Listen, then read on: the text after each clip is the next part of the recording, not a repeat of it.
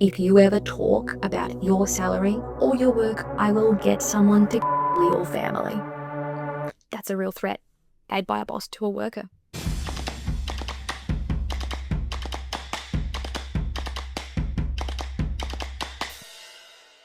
Wage theft in Australia isn't just dodgy accounting, it can get pretty dark.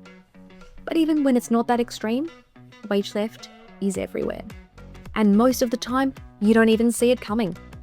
You might think, I'd notice if my pay was off. You sure about that? Wage theft can happen anywhere, from mum and pop shops to some of our biggest name brands. It can look like small things.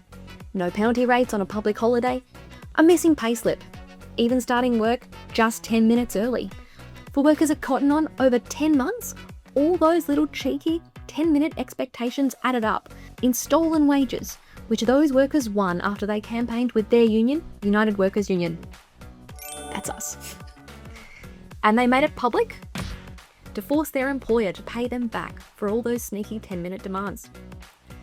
It doesn't seem like much, but workers got as much as $1,500 each. That's how wage theft can easily add up to over $1.5 billion a year in Australia alone. But what about the worst case of wage theft we've ever seen?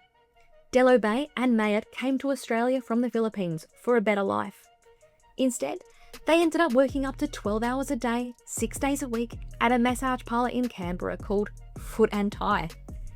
They were underpaid, denied overtime or public holidays, even any breaks. And the boss? He made them pay him cash out of their already illegally low wages. It's pretty wild. And you might think, hey, no one's going to put up with that. But the boss told them, if you ever talk about your salary or the work you're doing in the shop, I will get someone in the Philippines to kill your family.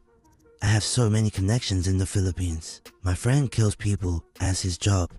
It is scary stuff, but even after all that, they didn't stay quiet. They secretly joined United Workers Union. That's us. Took the boss to court and they won. Mayat and Dello Bay said, we came here because we believed Australia could offer us a better life.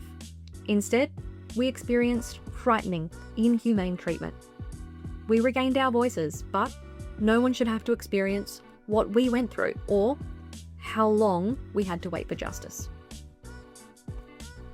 The court found they were owed over $1 million and they fined their employer another $1 million. Is that an extreme case? Absolutely. But some of the same tricks show up in totally normal workplaces too. For example, not providing payslips. This is a massive red flag.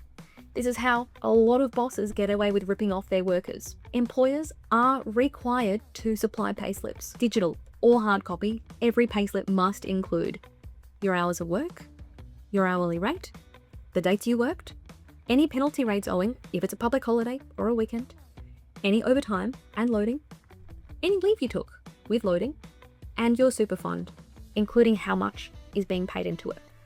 So always check your payslip. What should you do if you find something wrong? Panic! Just kidding. First, check over all your payslips. Depending on the issue, you might need to go through a bunch of them to see how long that problem's been going on, which is why it's important to hold on to any records of your pay. Then, ask your employer to check the issue that you found and correct their mistake. This is you giving them the chance to fix the issue because you're alerting them to it. But if the underpayment is deliberate because your boss is dodgy, they might just ignore your request or deny.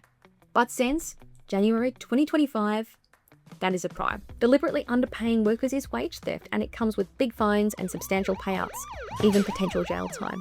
So, if your boss gives you the brush off, contact your union. We can give you advice on what to do next, represent you, and, with your permission, take it up with your boss for you. Not a union member? That's okay. Everyone has the right to join their union. Thanks so much for watching today.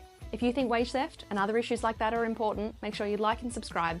And tell us in the comments, what issue would you like us to cover next?